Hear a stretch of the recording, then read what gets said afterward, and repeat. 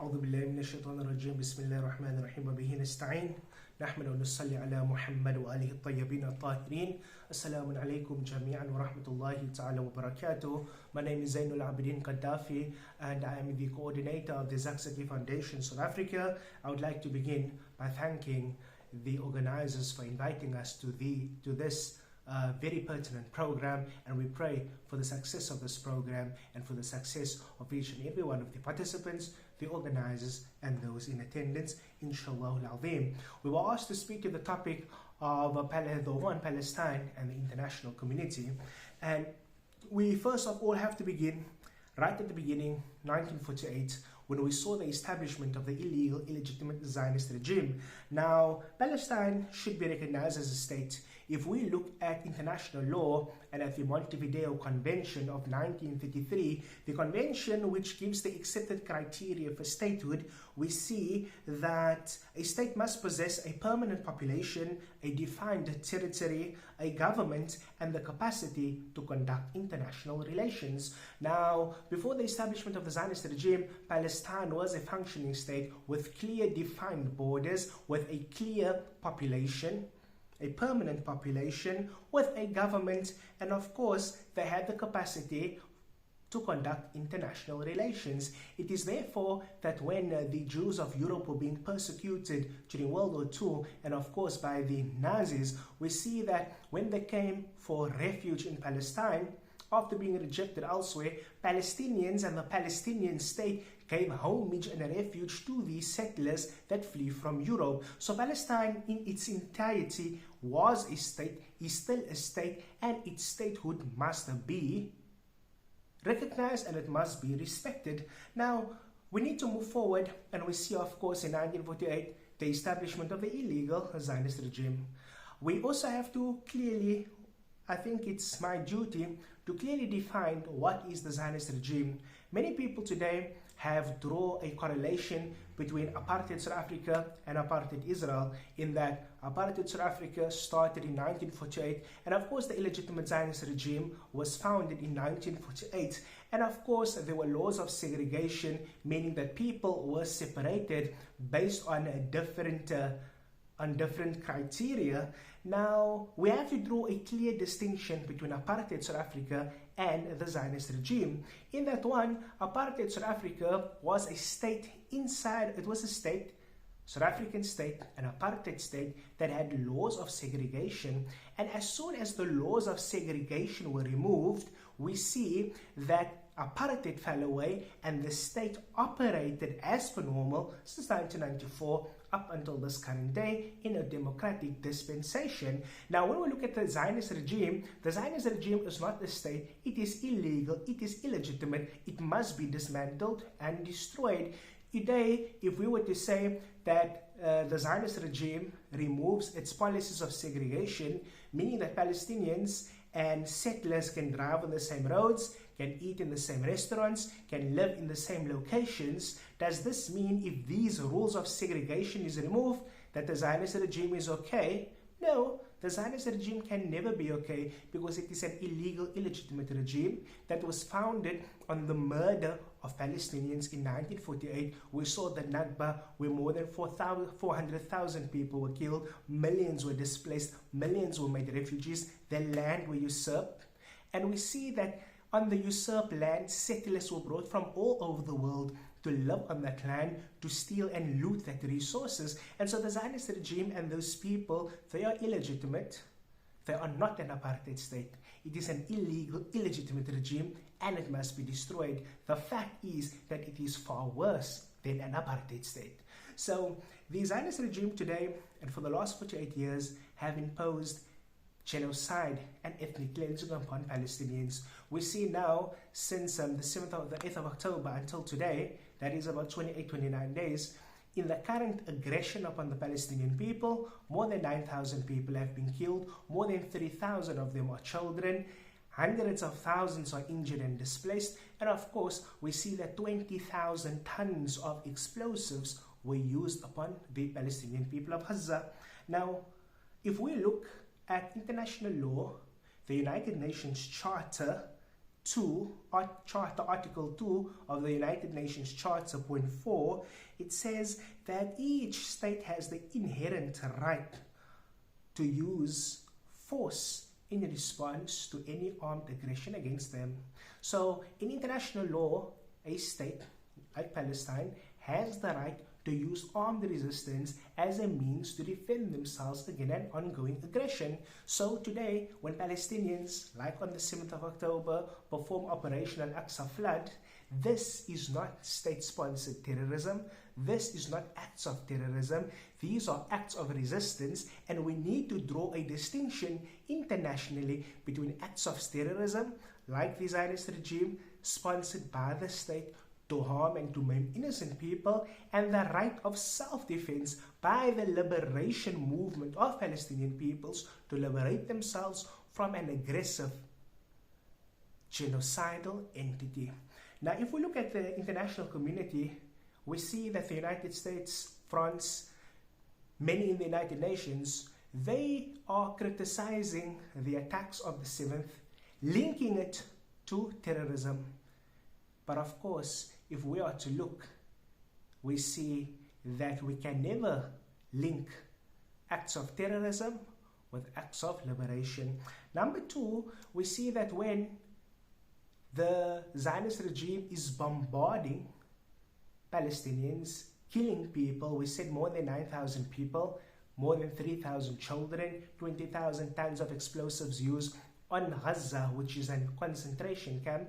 We see that they break international law by using a white phosphorus chemical which burns through the skin, which is illegal to use in the rules of engagement. This is illegal to use on residential areas and to use on the civilian population. But the Zionist regime, they use this on the population of Palestine. Condemnation from the international world is very low. We see that the president of France, Emmanuel Macron, last week, he went to visit the Zionist entity, and he made a statement that the world should bring the Western coalition that was formed to defeat ISIS, although they didn't defeat ISIS, but they should use this coalition to destroy Hamas. Hamas is a democratically elected government of the people of Gaza. We also see that Britain has not condemned the crimes of the Zionist regime. The United States of America itself, like the Zionist regime, is built out of the genocide of the indigenous people of the Americas. They stole their land, they stole their resources, they killed their people, and this is the history of genocide which the United States is born on. A criminal enterprise itself, supporting the Zionist regime, has sent millions in aid to the Zionist regime. They have sent a General Glenn to support the Zionist regime in their military aggression of the Gaza Strip. They have also sent Delta units to support the Zionist regime, and they have not condemned the Zionist regime for their inhumane genocide upon the Palestinian people. We find that the United Nations has failed with more than 132 resolutions passed on the issue of Palestine for the past 40 years, that they were unable to ensure that the Zionist regime, that they keep to these resolutions and that they respect Palestinian sovereignty and the Palestinian right to exist. We also see that the United Nations has proven to be ineffective via the Security Council and the veto powers of the United States, because the United States protect a criminal enterprise, their criminal enterprise, which is the illegal Zionist regime based in occupied Palestine.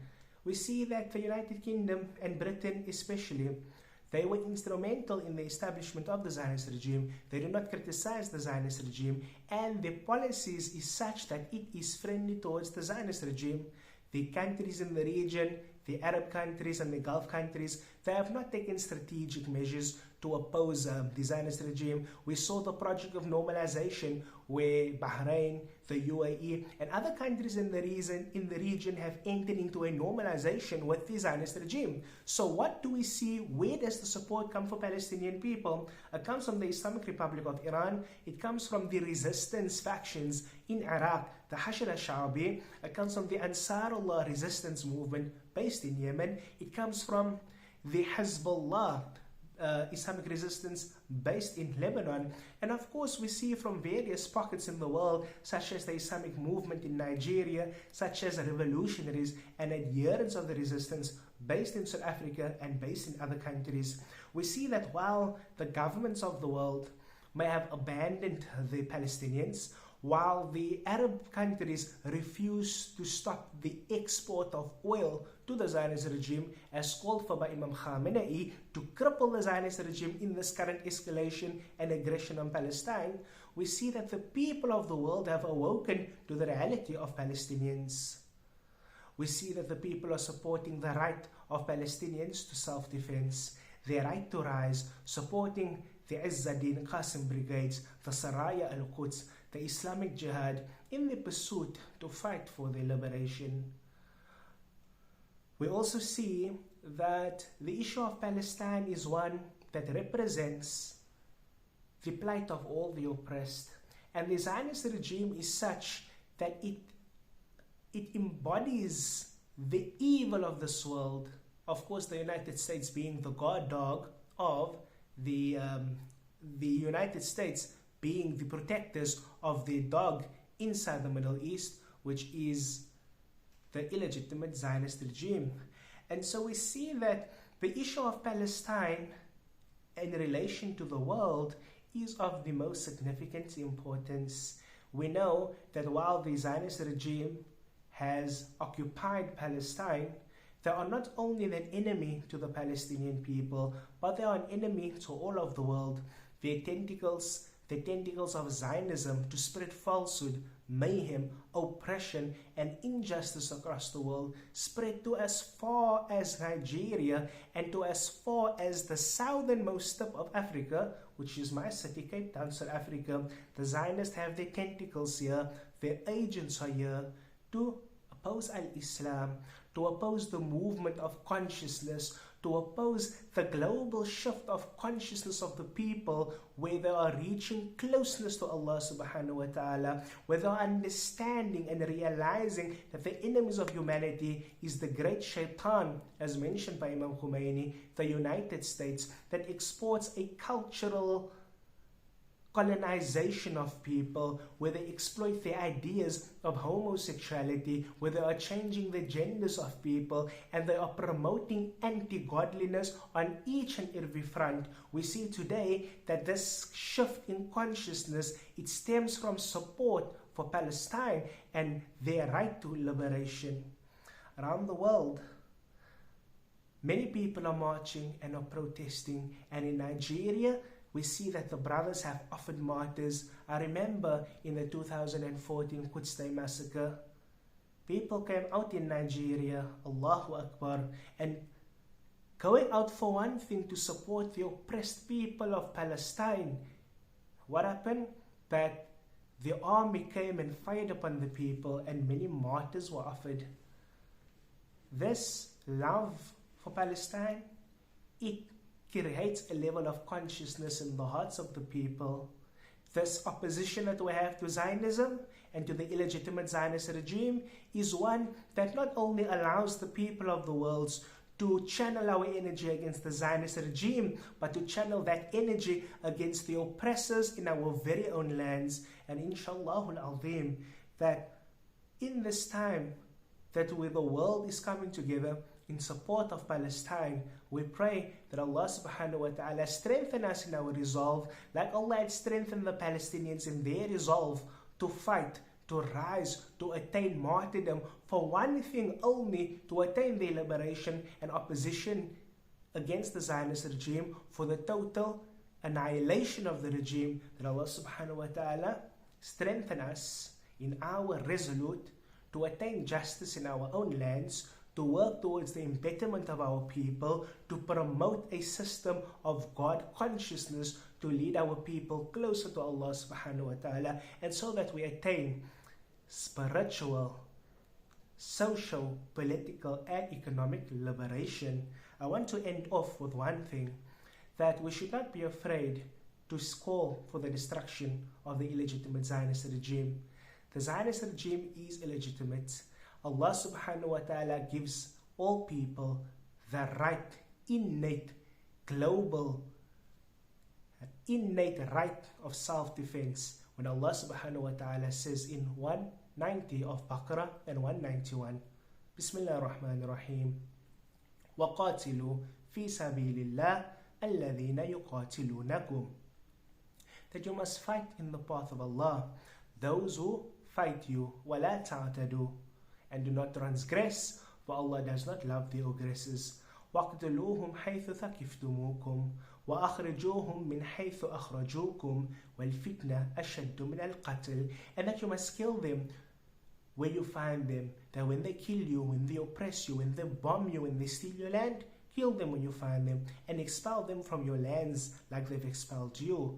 Because fitna, the corruption of being silent and stagnant in the face of oppression, it is worse than being slain. And we remember the call where Allah subhanahu wa ta'ala says, وَمَا لَكُمْ لَا تُقَاتِلُونَ فِي سَبِيلِ اللَّهِ, what is the matter with you that you do not go out and fight in the path of Allah for the oppressed people amongst the men, women and children? الَّذِينَ يَقُولُونَ رَبَّنَا أَخْرِجْنَا, those who cry out, "Oh Allah, save us from these lands of oppression, and give us from amongst you a helper, and give us from amongst you a guide." And Allah subhanahu wa ta'ala challenges us to support the oppressed people. We should not be afraid. We must call for, and our minimum demand is the complete and total eradication, annihilation and destruction of the illegal, illegitimate Zionist regime out of the face of earth, and for the complete return of all of the Palestinian lands for the Palestinians. Allow me to end off with a slogan from our struggle for liberation. We end off by saying, one oppressor, one bullet, one Zionist, one bullet. Thank you for affording me the time. May Allah subhanahu wa ta'ala reward the organizers, the fellow participants, and everybody that attended this program. Wassalamu alaikum wa rahmatullah.